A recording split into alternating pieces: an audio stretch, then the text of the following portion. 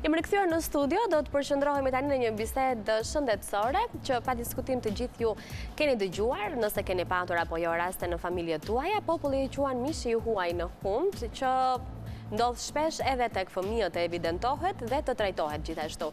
Çfarë është, si ta kuptojmë dhe si trajtohet nëse njëri prej fëmijëve mund të ketë problematika të kësaj natyre? Unë kam kënaqësinë të kem në studio mjeken otorinolaringologe, ju prezantoj me emir Jona Vajushit. Falenderoj që jeni në studio. Është kënaqësi të kem këtu për të folur për mishin e huaj, që në fakt duket si një ndër ato bisedat që në audiencë është goxha e zakonshme. Po, pavarësisht se ne vetëm pak sekonda kohë patëm për të folur bashkë dhe për të kuptuar që atë që ne e njohim si mishi huaj në hund ka disa lloj si terminologji, përfshin pak a shumë të gjitha problemet në lidhje me bllokimin e hundës. Kështu që domethënë populli i referohet si mishi huaj në hund, por faktikisht janë pothuajse të gjitha patologjitë e hundës. Dhe ndërkohë vetë mishi huaj çfarë quhet në këtë rast, nëse tek fëmijët në përgjithësi është ai indi mbrojtës, indi limfoid që ndodhet në pjesën e pasme të hundës. Ai zakonisht është që në lindje të fëmijës, pastaj në moshën 3 deri në 5 vjeç arrin pak a shumë atë maksimumin e zmallimit të tij dhe prandaj edhe në këtë moshë evidentohet më tepër dhe në përgjithësi prindërit i referojnë fëmijët e tyre tek pediatri dhe më pas edhe tek otorinoja pikërisht në këtë kohë. Pastaj me kalimin e kohës, meqense sistemi imun në gjithë organizmit fillon dhe forcohet, e merr funksionin sistemi imun i organizmit dhe adenoidi që quhet dhe mishi huaj në hund që ne i referohemi, humbet funksionin dhe fillon dhe zvoglohet. Pak a shumë pas mos 10-12 vjeç fillon dhe zvoglohet. Por nuk do të thotë se pas kësaj moshe nuk ka persona që nuk e kanë kallë të rritur që kanë mish të huaj në hund si fëmijët e vegjël që është pikërisht vegetacioni. Jetojnë, domethënë jetojnë normalisht, jetojnë. Mund shfaqin të njëjtat shenja si fëmijët e vegjël, mund të jenë 30 vjeç bile, ka raste që kanë të njëjtat probleme. Pastaj bëhen të njëjtat procedura si për fëmijët e vegjël. Nëse fëmia është në vitin e parë të jetës apo në vitin e dytë, arrin të identifikohet apo është kjo mosha mbi 3 apo 5 vjeç që thatë pak më parë? Jo, ai identifikohet që 1 vjeç ka raste. Megjithatë, deri në moshën 1 vjeç ka edhe probleme të tjera që duhet të investigohen nga pediatri dhe pastaj nga pediatri referohet tek doktori otorino, le të themi. E kuptoj.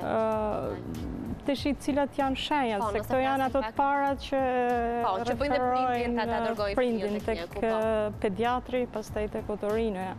Është vështirësia në frymëmarrjen me hundë. Fëmia mezi merr frymë me hundë, është sigur e ka hundën e bllokuar, sigur nganjëherë sigur e ka kap me dorë hundën dhe e ka bllokuar, merr frymë me gojë, ka ndonjëherë ka edhe gërhitje, ka gjatë natës, po gjatë gjumit bile dhe ndërprerje të frymëmarrjes dhe bile ndërprerja e frymëmarrjes është një episod që i frikson shumë prindërit. Ndërprerja e frymëmarrjes gjatë gjumit, jo vetëm gërhitje, por ndërprerja e frymëmarrjes. Gjithashtu pastaj janë infeksionet e shpeshta të veshit, të mesëm.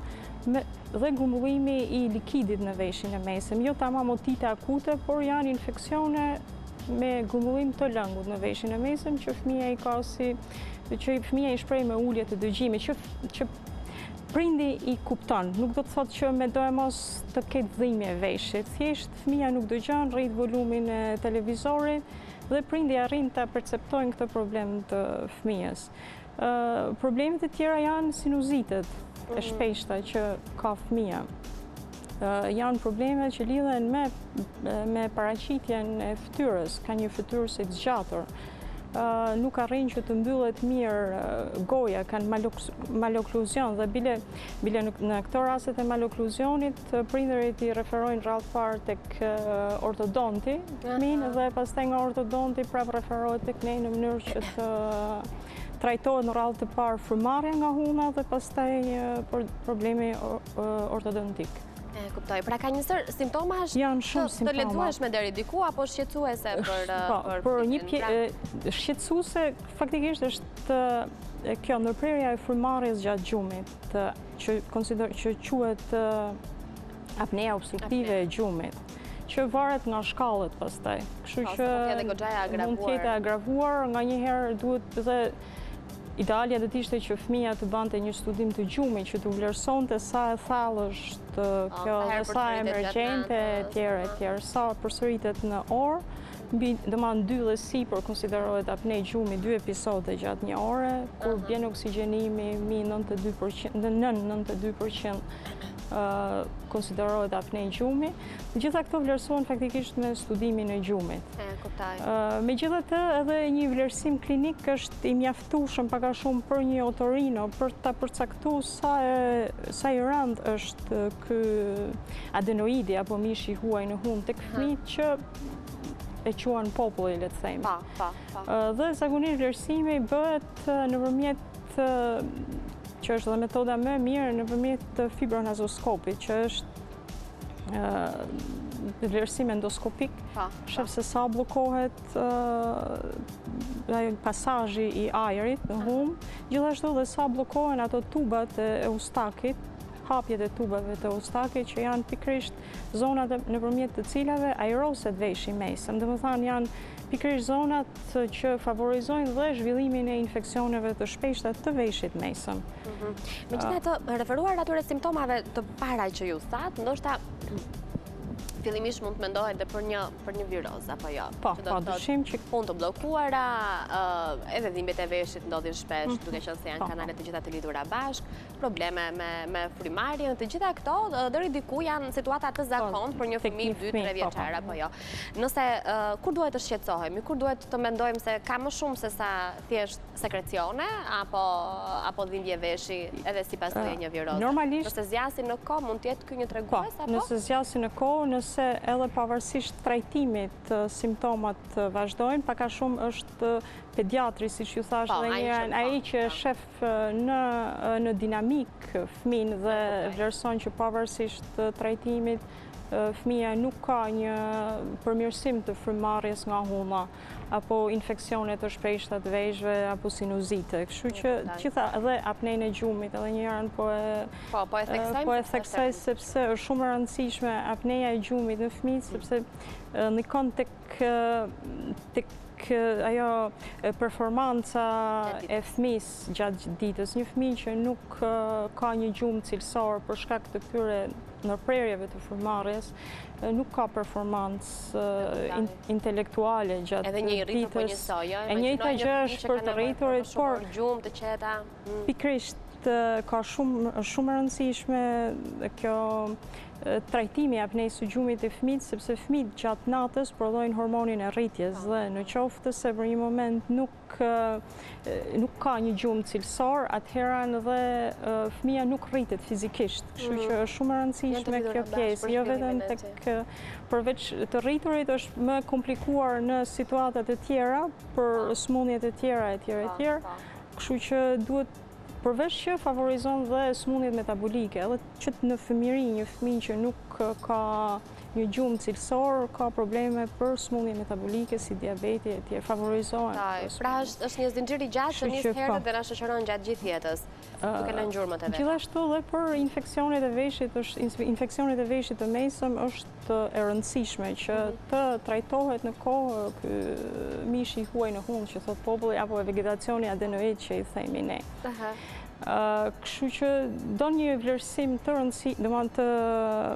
të kujdesshëm nga pediatri dhe otorinoja, të dy bashkë, sepse ju thash, ai referohet nga pediatri, ndoshta në disa episode të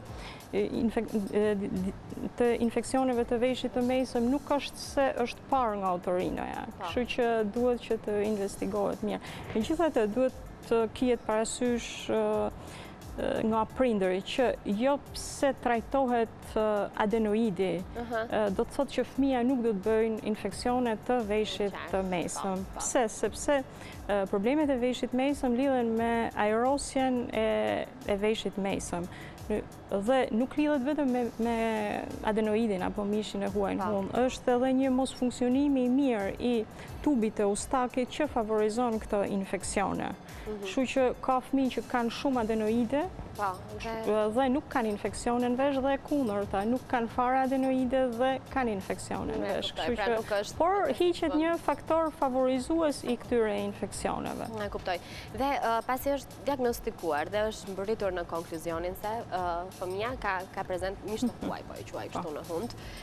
Cilat janë format e trajtimit që mjekët zgjedhin në këtë në moshat e vonë? Në radhë të parë bëhet trajtim medikamentoz.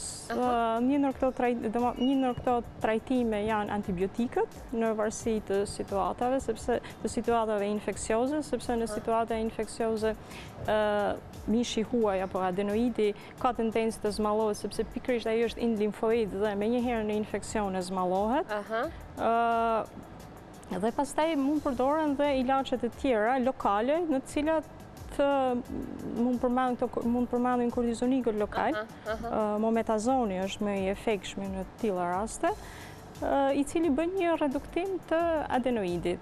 Por gjithnjë pastaj shifet në kohë.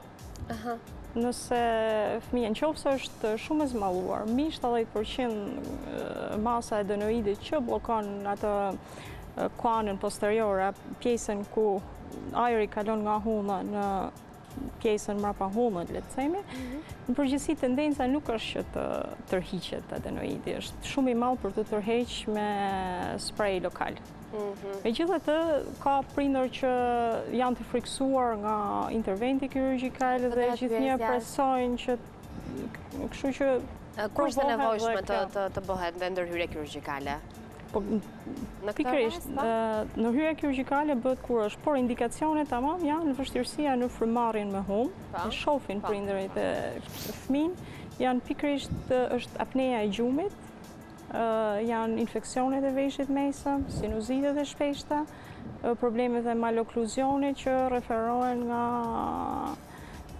ortodonti në lidhje me këtë problem. Domethënë është ortodonti që thotë që ky fëmijë ka këtë problem dhe duhet që pasazhi i ajrit të jetë sa më i mirë në mënyrë që të ketë efekt dhe ai proteza ortodontike. E kuptoj. Nëse do të bëhet një ndërhyrje për ta hequr mishin e huaj të hundës, unë flas në gjuhën e popullit, që të jemi të kuptueshme. Cila është mosha që mund të realizohet? Jo, mund të realizohet në varësi të simptomave që ka fëmia. Po, që do të thotë edhe një fëmijë. Okej, mundet, sepse janë shumë raste të rralla, në përgjithësi nuk preferohet, domethënë shihen gjitha opsionet, por që nëse ai është adenoid që bllokon, atëherë që bllokon frymëmarrjen dhe fëmia ka apne të rëndësishme, domethënë kryesisht është apnea apo e lehtë, apo është ndërhyrje në fund? Ajo në fund është ndërhyrje kirurgjikale, nuk është se është në ndërhyrje të vështira, le të themi të otorinolaringologjisë, megjithatë është ndërhyrje kirurgjikale. Ka ajo ato pjesë e komplikacioneve, le të themi. Megjithatë në përgjithësi ato janë komplikacione të menaxhueshme, mirë pas një problem për fëmijën. E kuptoj. Dhe pastaj mund të përsëritet sërish në të rriturin e fëmijëve? Mund të ndodhë që të rikrijohet? Mund të ndodhë, megjithatë në momentin që ajo adenoidi nuk është se hiqet, ai pritet. Këtu është problemi dhe nëse aty ka akoma ind limfoid, ekziston një mundësi që të ripërsëritet. Megjithatë në momentin që ajo hiqet mirë duke u vizualizuar, sepse duke parë atë që hiqet, atëherë mundësia është shumë e vogël. Kuptoj. Tek të rriturit pastaj si funksionon? Një pyetje para se ta mbyllim, domethënë është e njëjta, simptomat janë të ngjashme, forma si trajtohet edhe kjo? Nëse flasim për adenoidin tek të rriturit, nëse shifet një mas në nazofaring, domethënë, atëherë tek të rriturit duhet të investigohet më tepër. Bën disa ekzaminime sepse nganjëherë pamja mund të duket si adenoid, por janë sëmundje të rëndësishme. Po flas për sëmundje të rëndësishme për jetën, kështu që ai mënyra se si investigohet përfshin rezonancën, mund bëhet një marrje biopsie, domethënë është pak më komplikuar. Domethënë në një pyetje të fundit nuk mund të marrë një përgjigje. E qartë. Këtë zonën ku ndodhet dhe indi limfoid, që mund të jenë këto kanceret e nazofaringsit, që për fat keq janë shtuar në këtë periudhë dhe ka të ri 17-18 vjeç që kanë të tilla probleme. Si një pjesë e mirë e sëmundjeve në fakt që për fat të keq që kemi shumë prezente, të paktën shifrat flasin kështu. Para se ta mbyllim, çfarë do themi për gjithë prindrit që mendojnë se se mishi huaj në hundë është dhe okay, nuk merr dot frymë mirë, po do t'i kaloj. Atëherë duhet të konsultohen me pediatrin që janë njek fëmijën dhe nëse mjeku pediatër mendon që fëmia ka mish të huaj në hum, atëherë duhet të referohet te otorinoja dhe otorinoja i bën vlerësimin me këtë fibernazoskopin për ta pa dhe për ta vlerësuar objektivisht këtë mishin e huaj apo adenoidin.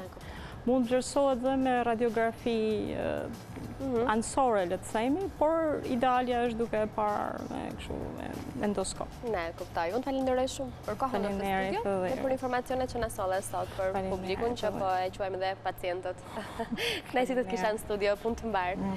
Ne kemi përfunduar këtë pjesë të dytë në studio me këtë bisedë, ku besoj se ju kemi dhënë një lloj informacioni për ta ditur, ju duhet apo jo, mirë është të dim gjithmonë mbi shëndetin tonë dhe të fëmijëve ndër të tjera. Ne kemi publicitet në këto momente dhe pas reklamave do të kemi një material shumë interesant, të cilin e kemi ndjekur edhe disa javë më parë, hap pas hapi, bëhet fjalë për një apartament, të cilin ne kemi ndjekur që në fazën e tij fillestare dhe tashmë ai ka përfunduar, do të kuptojmë se si funksionon që nga fillimi e deri në përfundim të tij ku familja do të futet brenda për të jetuar. Por më parë kemi publicitet dhe me këtë material do të mbyllet mesdite edhe për sot. Mirë ta kopshim.